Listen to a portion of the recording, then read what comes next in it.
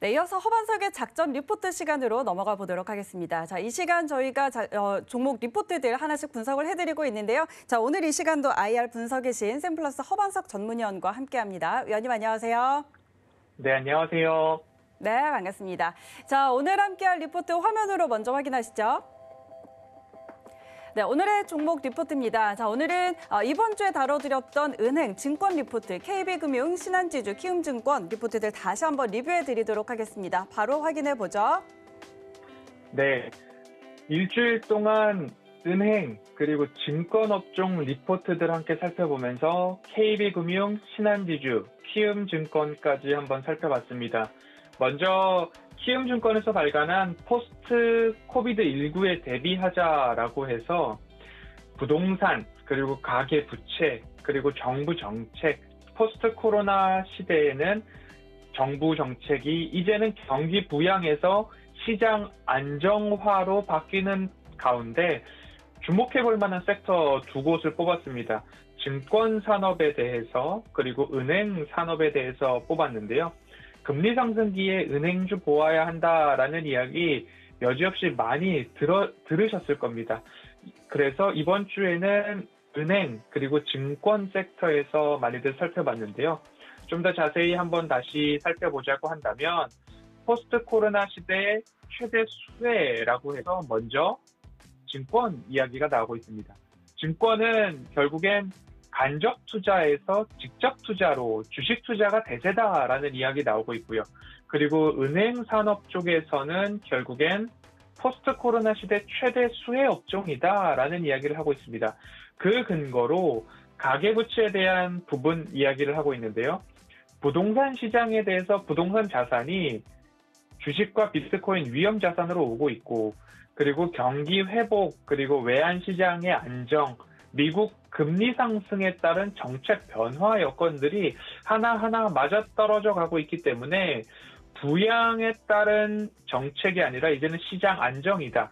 금리 그리고 대출 규제 완화, 원리금 상환 유예에서 이제는 원리금 그대로 내와야 된다. 그리고 금리 상승기에 따라서 은행의 매출과 영업이익도 증가할 것이다. 라는 부분까지 이어져 온 이야기의 리포트였습니다. 그래서 증권 산업부터 먼저 다시 빠르게 리뷰해 보겠습니다. 부동산 시대에서 이제는 주식 투자 쪽으로 자금이 넘어오고 있다. 그리고 간접 투자에서 직접 투자로 넘어오고 있다. 증시 호조로 인해서 올해도 여전히 증권사 수익 좋을 것이다 라는 이야기입니다. 그러면서 연평균 거래대금이 1월 11일부터 해서 굉장히 고점을 찍은 그런 모습이었습니다. 최근 들어서 일평균 거래대금이 조금 줄어들기는 했으나 그럼에도 불구하고 증권사의 이익률은 여전히 상승할 것이다 라는 이야기를 하면서 삼성증권과 그리고 NH투자증권, 미래에셋대우, 한국금융지주까지 리포트에서 토픽 종목으로 조금 뽑아본 모습입니다.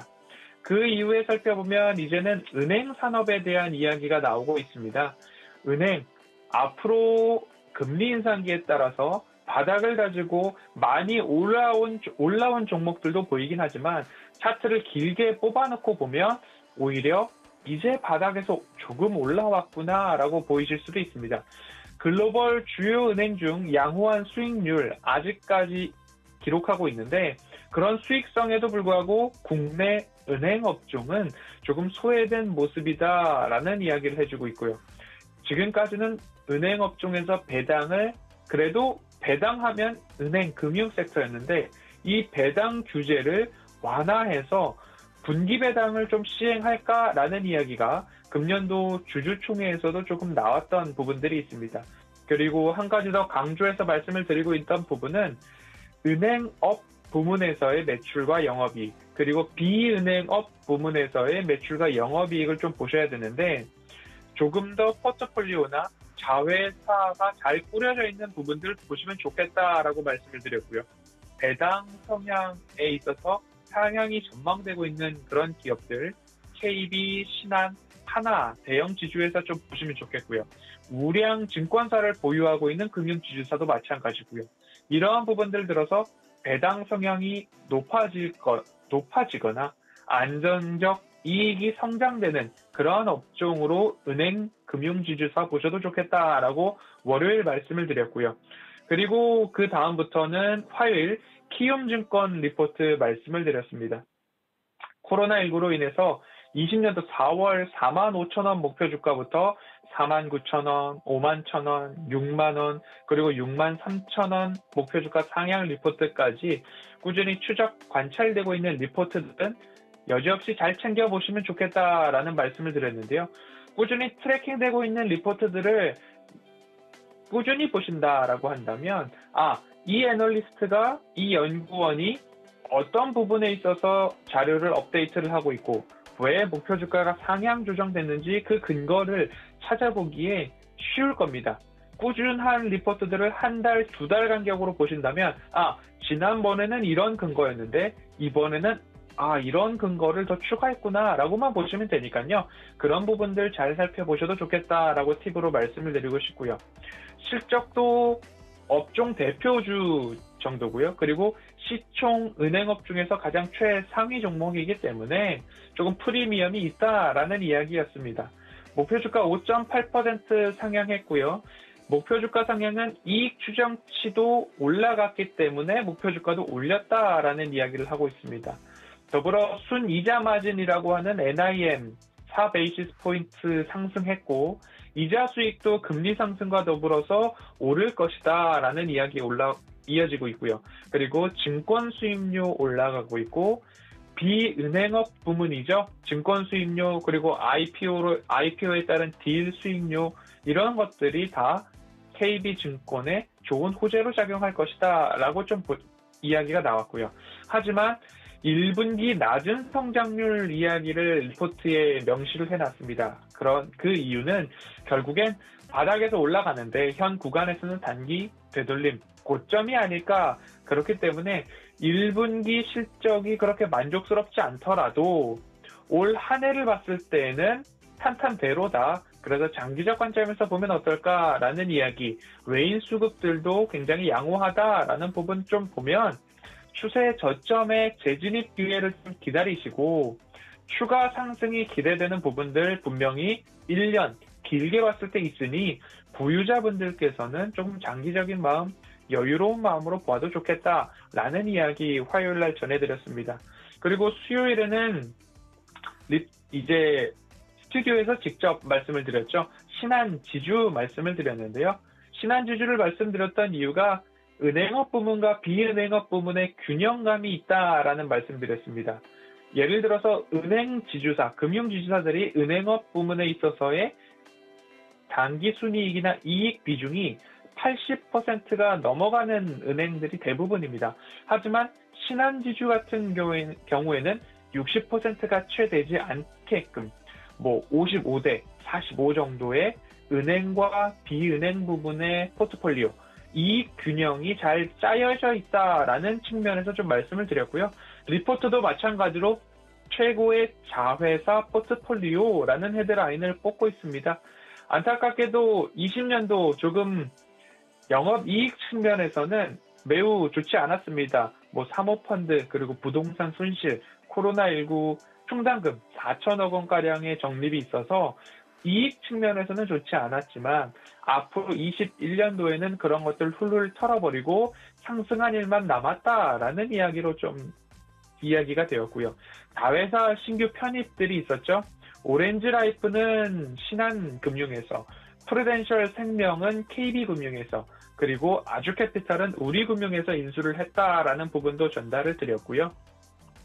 순이자 마진이 하락했지만 앞으로는 21년도는 은행 쪽 이익과 그리고 비은행 부문의 이익 모두 다 상승할 거고 20년도에 특히 사모펀드 이슈로 증권업 부문에서 이익이 30% 감소했던 영향 이제 다시 탈피해서 올라갈 거다라는 부분으로 해서 목표 주가는 46,000원 제시했던 부분입니다.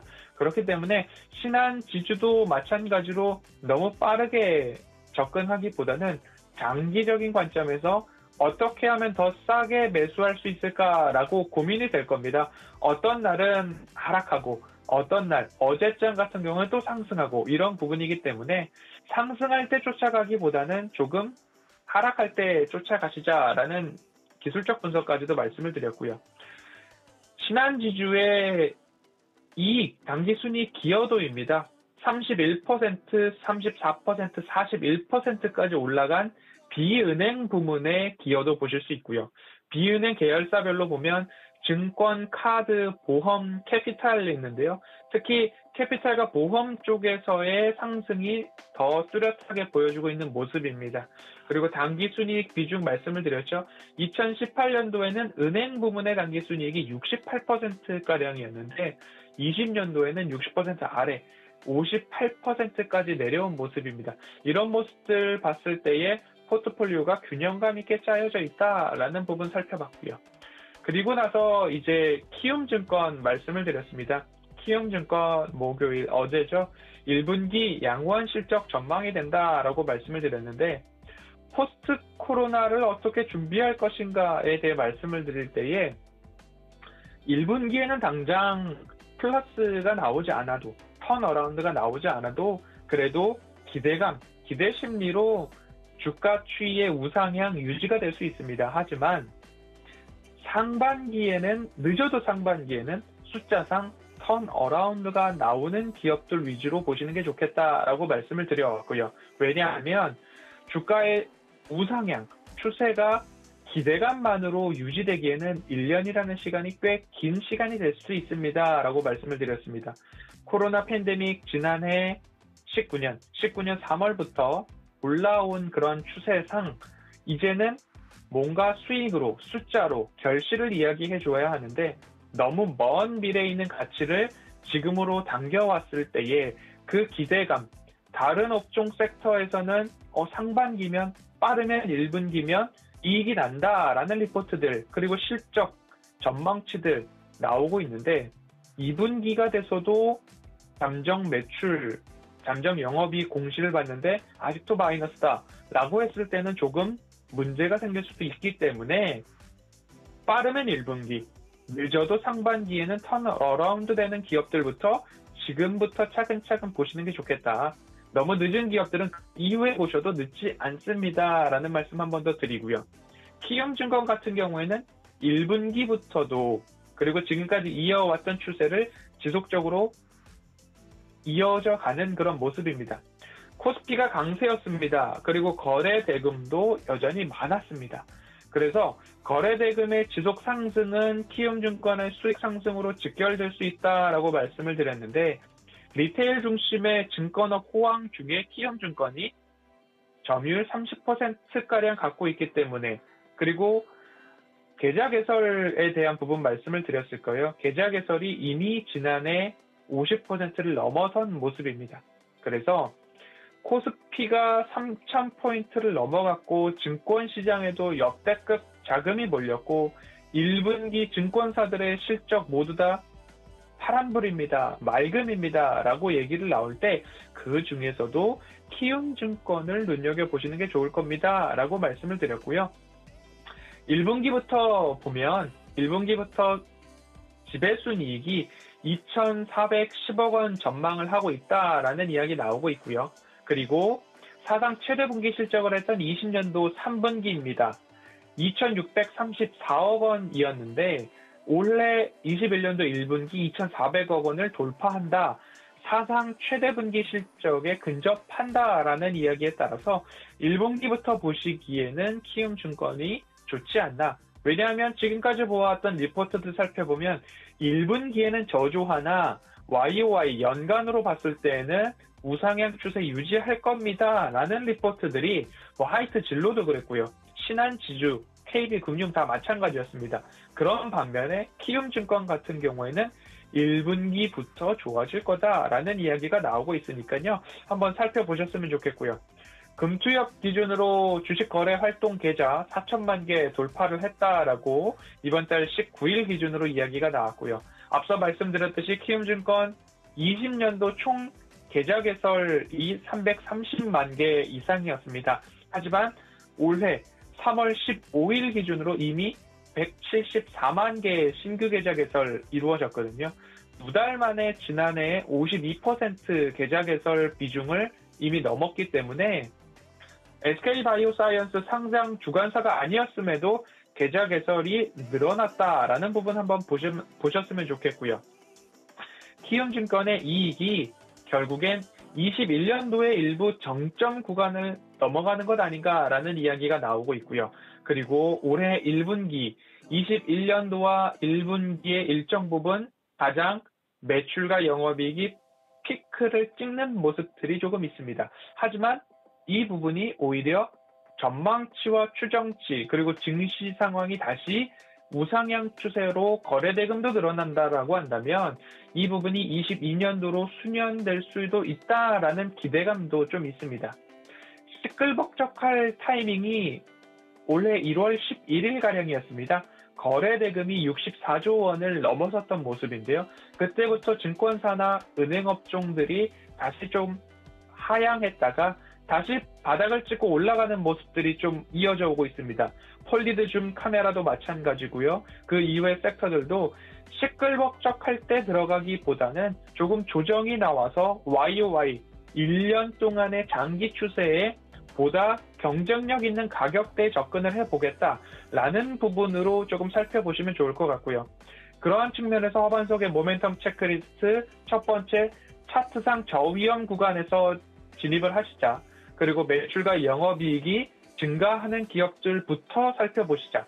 포스트 코로나에는 필히 상반기에는 턴어라운드 되는 기업들 먼저 챙겨보셔도 다른 업종들 접근하기 늦지 않습니다라는 말씀 드렸고요.